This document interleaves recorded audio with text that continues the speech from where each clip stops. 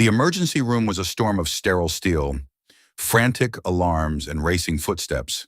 A critical trauma case was rushed in, the air thick with the scent of ozone and adrenaline. The surgical team swarmed the gurney immediately, barking orders and checking vitals with a chaotic intensity. Elena Ward, a quiet nurse in simple scrubs, stepped forward to assist, but a senior resident snapped, "Stay back! We've got this!" She stopped, retreated without a word. But as she turned, a small, weathered patch on her sleeve was revealed. Suddenly, the room went silent. Truth arrived. History made. True expertise finally demanded its voice. The legend of the shadow returned. Elena Ward was 30 years old, and in the high-stakes, adrenaline-soaked theater of Metropolitan General's trauma wing, she was essentially a ghost.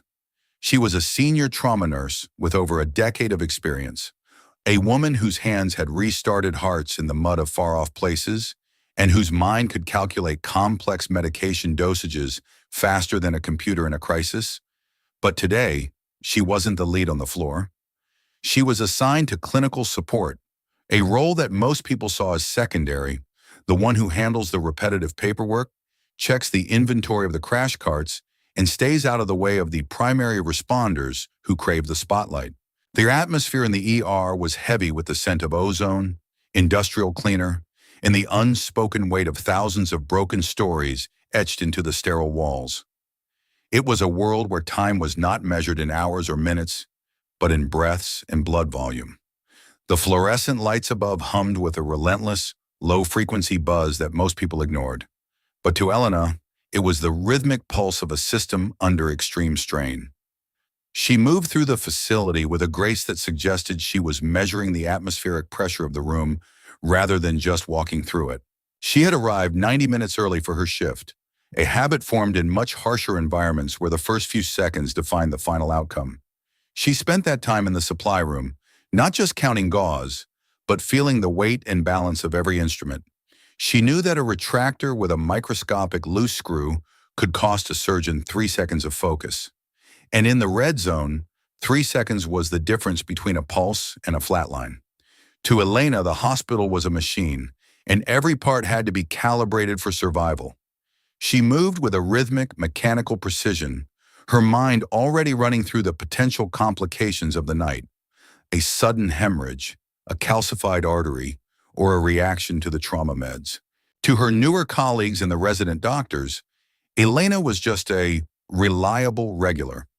A quiet woman in navy blue scrubs who finished her charts with obsessive precision and never joined the loud, ego-driven banter that usually filled the break room during the 2 a.m. lull. They saw her as competent, perhaps, but fundamentally secondary to the hierarchy of the surgical gods, who thrived on the authority of their white coats and the speed of their commands.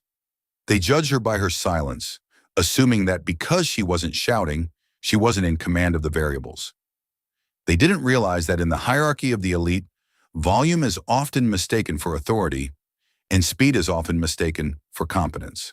That afternoon, the rhythm of the ward was shattered by a Tier 1 emergency call. A massive structural collapse had occurred near the harbor, and the first wave of casualties was hitting the bay. The air in the trauma wing always felt different before a major case. It was a mixture of industrial cleaner, recycled oxygen, and the heavy weight of expectations. Elena had arrived early, not to chat, but to perform a system audit of the trauma kits herself.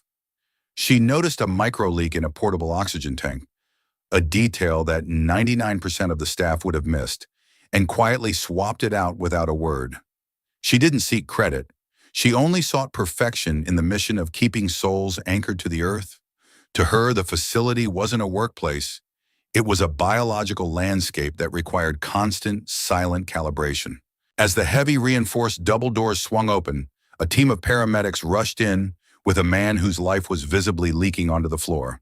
The surgical team swarmed the gurney immediately, led by a brilliant but notoriously high-strung resident named Dr. Sterling. Sterling was a man who believed that volume was a substitute for authority, and his adrenaline was already peaking at a dangerous level. He was staring at the heart monitor, his pupils dilated, a sign that he was falling into the decision trap of a high-stress environment. Elena noticed a subtle rhythmic twitch in the patient's carotid artery that didn't match the heart rate on the digital monitor. It was a whisper of a brewing disaster, a concealed pressure trauma that the standard protocols often missed in the initial rush of the golden hour. She stepped toward the gurney, her hands moving toward the oxygen regulator to stabilize the intake, her mind already calculating the variables of a systemic breakdown. But Sterling didn't even look at her face. He saw a woman in blue scrubs, without the divine white coat of a specialist, and he assumed she was the weak link in the chain. He didn't see the scars on her knuckles or the stillness in her soul. He only saw a title he deemed inferior. "Stay back, Ward," Sterling snapped, his voice sharp and dismissive. "We've got this under control. Go get the blood bank on the line and stay out of the splash zone. The primary line is being handled by the specialists." The room went stone cold. The other nurses looked down at their shoes, uncomfortable but unwilling to challenge Sterling's vocal authority in the middle of a code. Elena didn't flinch. She didn't blush. And she certainly didn't try to defend her decade of elite trauma experience. She didn't explain that she had managed cases in high-conflict zones far worse than this. She simply pulled her hands back, tucked them into the pockets of her scrubs, and retreated exactly 3 steps into the shadows of the corner. She stood perfectly still, her green eyes locked on the patient's chest rise. She knew they were judging her by her silence. Sterling assumed that, because she wasn't arguing, she was admitting her own inadequacy. In his world, value was measured by volume. In Elena's world, it was measured by the life that stayed in the body. She was the anchor the room was too blind to see, waiting for the moment when the noise would finally fail. She was the code whisperer, and the machine was about to break. If you think being ignored doesn't mean being unqualified, comment, "That is unfair." The trauma bay was now vibrating with a frantic, uncoordinated energy. Dr. Sterling was moving with a heroic speed that would have looked impressive on a TV drama. But to Elena, it looked like a train wreck in slow motion. The team was doing everything by the book, following the standard algorithms taught in every residency program. But they were reading the wrong chapter for a man who had been subjected to the specific atmospheric pressures of a blast force injury. The expert paradox was unfolding in real time. The more Sterling tried to control the situation with volume, the more he lost the rhythm. Sterling pushed the first dose of the sedative, his hands sweating under his latex gloves. He was focused entirely on the monitor, watching the heart rate climb while the blood pressure dipped further toward the red zone. He was looking at the symptoms, the numbers on the screen, but he was completely blind to the cause. The beeping of the EKG was becoming a frantic, rhythmic plea for help that no one was translating correctly. The medical fog of war had descended on the room. It's a psychological state where the brain, overwhelmed by too many conflicting signals, starts to ignore the critical data in favor of the loud data. Sterling was staring at the heart rate, but he was ignoring the skin temperature. He was shouting for meds, but he was ignoring the rhythm of the patient's laboring lungs. He was throwing hammers at a problem that required a needle.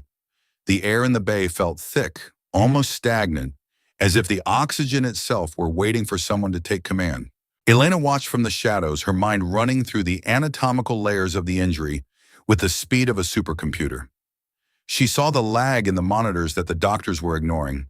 She saw the patient's fingernails turning a bruised purple, a sign of silent cyanosis. It was a phenomenon she had studied in high-altitude combat zones. It was a sign that the oxygen wasn't just low, it was being physically blocked by internal atmospheric pressure that a simple intubation wouldn't fix. She noticed a tiny, almost imperceptible twitch in the patient's jaw. Not a seizure, but a pressure reflex. He was fighting to keep his own airway open against an internal force the doctors didn't believe existed.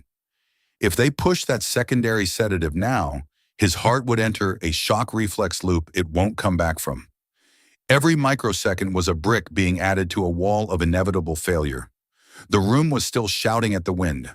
Elena wanted to speak. The words were on the tip of her tongue. Stop the saline push.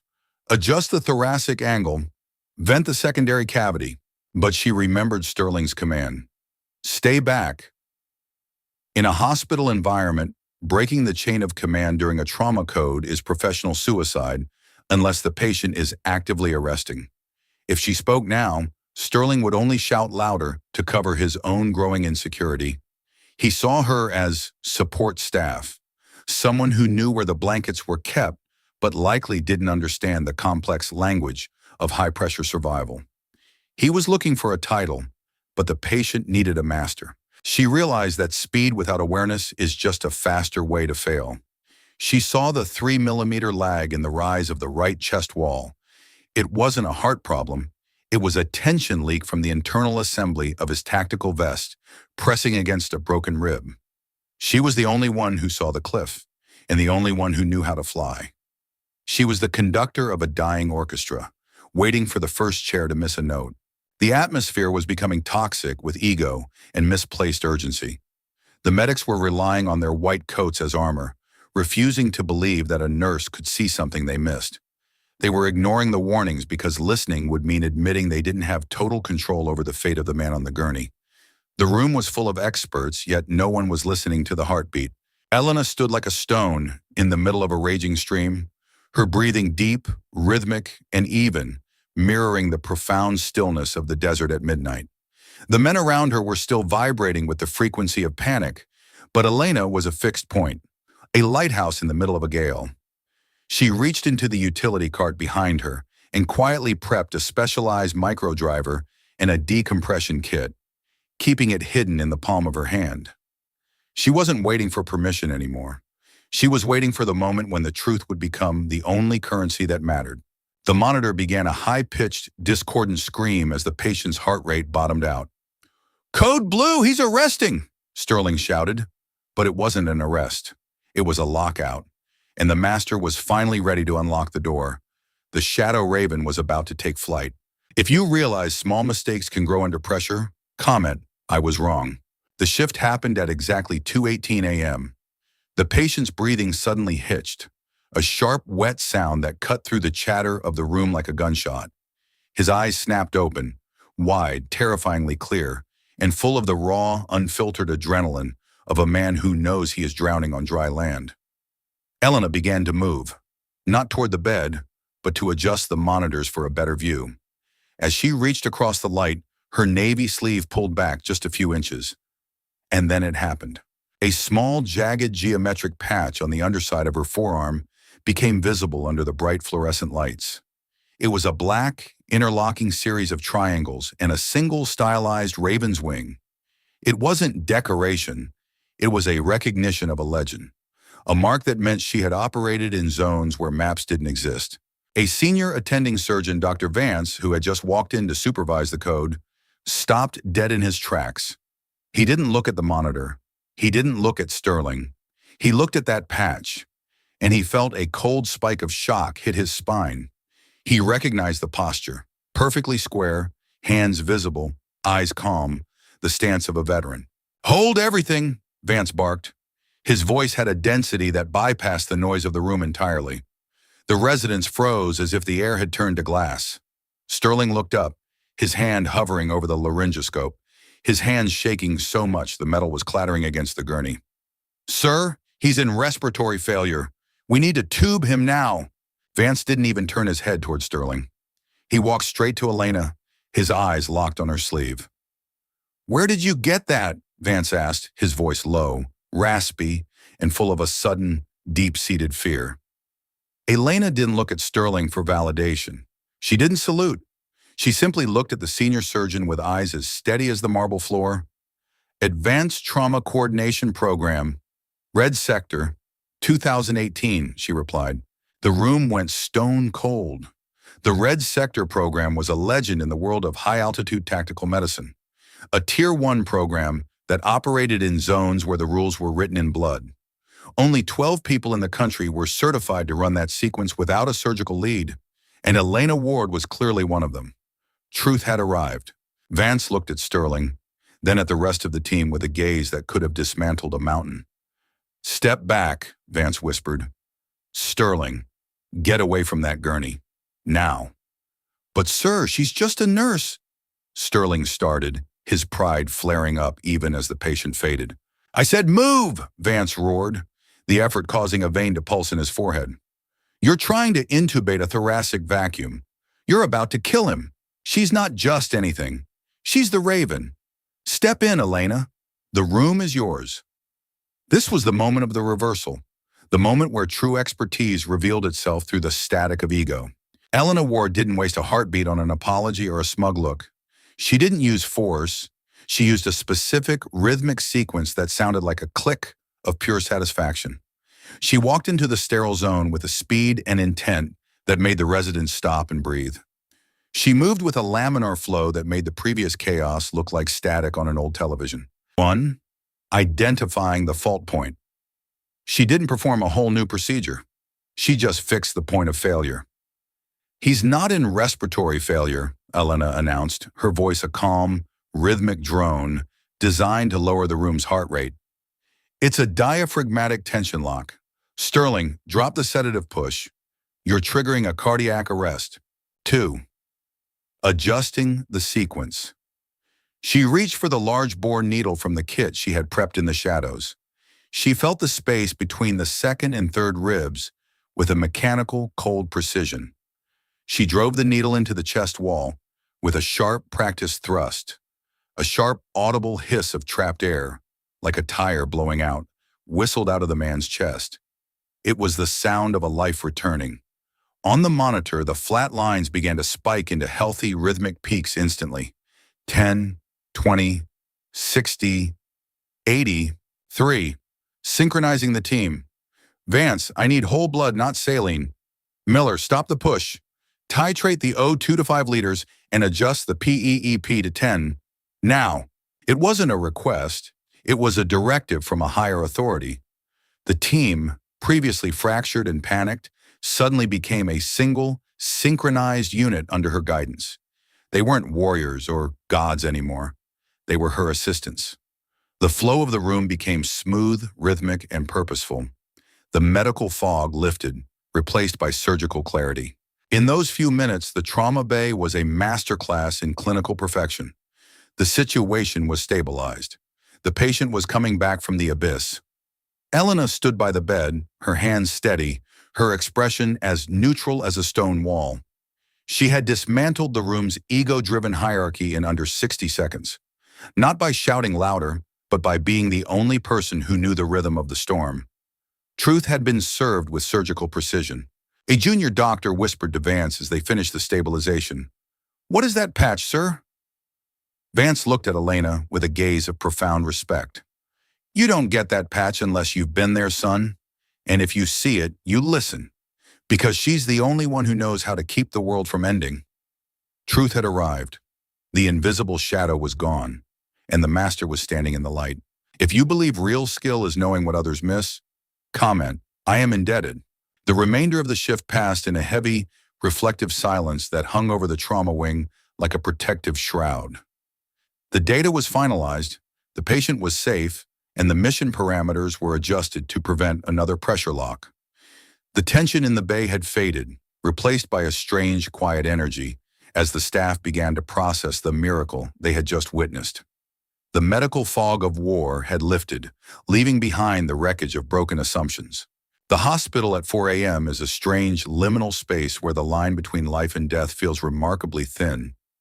Elena stood in the scrub room, the hot water splashing against her hands, washing away the phantom sensation of the blood in the steel. She wasn't replaying her success. She was already analyzing the next transition. To her, the step-in moment was just a necessary adjustment in a failing system, a correction in the flow of time. She was back to being a ghost, but this time, the shadows she occupied felt respected. Dr. Sterling approached her slowly. His pride was in pieces, and his uniform was stained with the sweat of failure. He stopped a few feet away, looking at his boots for a long moment before finding the courage to speak. He felt the weight of his own arrogance pressing down on his chest like a physical stone. He was a man who prided himself on recognizing power, yet he had missed the most powerful person in the room because of a pair of scrubs. "Elena," Sterling whispered, his voice shaky and devoid of its earlier swagger. I wanted to come over and apologize. Formally. I had no idea who I was talking to. I was looking at the scrubs and the lack of rank. I wasn't looking at the eyes. I nearly killed that man. Elena looked up, her green eyes reflecting the fluorescent light with a calm that was more terrifying than a shout. It shouldn't matter who I am, Sterling. That's the lesson. It should only matter what the patient needs. You didn't know because you didn't look. You only saw the uniform and the silence. Next time, look at the eyes. They never lie about experience. Sterling winced at the cold truth of her words. He realized that her confidence wasn't a lack of interest in the room. It was a profound, terrifying competence that didn't need his validation. He felt like a trainee standing before a general whose battlefield was the human heart. "What was that patch, really?" another nurse asked later, leaning against the doorway, watching the exchange with a new kind of curiosity. Vance made it sound like a medal. Elena gave a small, tired nod of acceptance. "It's not a medal, it's a standard. It's a reminder that the loudest voice in the room is rarely the one with the answer." She didn't explain the combat missions or the years in the dirt. She didn't have to. The "just a nurse" label had been stripped away, revealing the steel beneath. Every person in that room was reevaluating the faces they walked past every day, wondering what other masters were hidden in plain sight. Elena didn't stay for the praise or the news cameras that would never come. She didn't want the spotlight. She picked up her bag, adjusted the strap on her aching shoulder, and walked toward the exit. As she passed the nursing station, the senior attending gave her a sharp, crisp, and deeply respectful nod. The kind of nod a veteran gives to a legend who has just held the line. She merged back into the morning flow of the city, just another shadow in the dawn. But inside the walls of that hospital, they knew the truth. She was the code whisperer, and her mission was complete. Truth had been served. Truth had been saved. She had straightened the world when it started to tilt toward tragedy, and then she vanished back into the silence. If you believe respect comes from understanding, comment, "I will live kindly." The story of Elena Ward is a vital, enduring reminder that true greatness is often found in the people we choose not to notice. We live in a world that is obsessed with stars, the ones who take up the most space, the ones who shout the loudest into microphones, and the ones who crave the bright spotlight for their own ego and validation. We assume that to be powerful, we must have a prestigious title, a loud voice, or a formal uniform that commands respect. But the real anchors of our society, the people who actually hold the fabric of our world together when the storms hit, are often the ones who say the least. They are the ones who master their craft in the deep shadows of the medical wings, the night shifts in the quiet corners of the world. They understand that real impact is a service, not a status symbol. They are the ones who judge people by their eyes, not their resumes. They understand that a title on a door doesn't save a life, but a hand on a pulse does. True mastery is a silent thing. It's a fire that burns in the bones, forged in the heat of impossible experience and the discipline of relentless observation. It is the ability to see the shadow pattern in the middle of a storm. Elena didn't win an argument with Sterling. She simply waited for the moment when the truth became the only thing left on the table. She understood that leadership is about maintaining internal order when the external world is in chaos.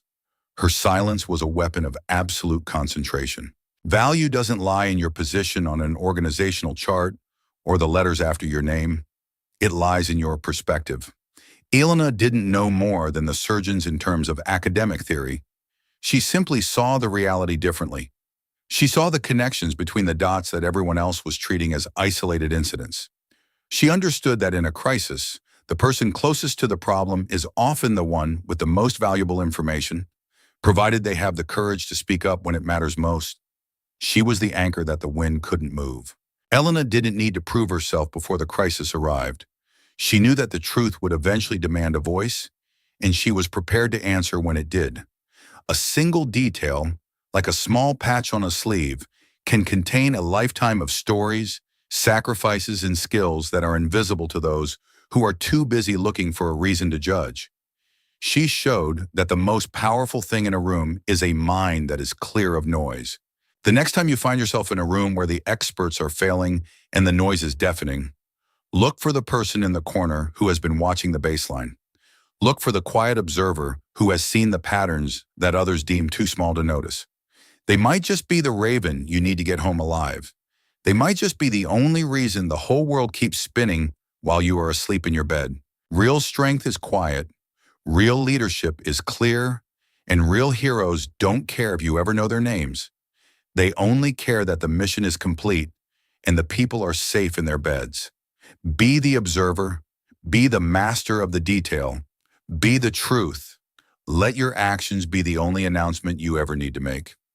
Be the lighthouse. Because in the end, it's not what people say Baban that defines your legacy.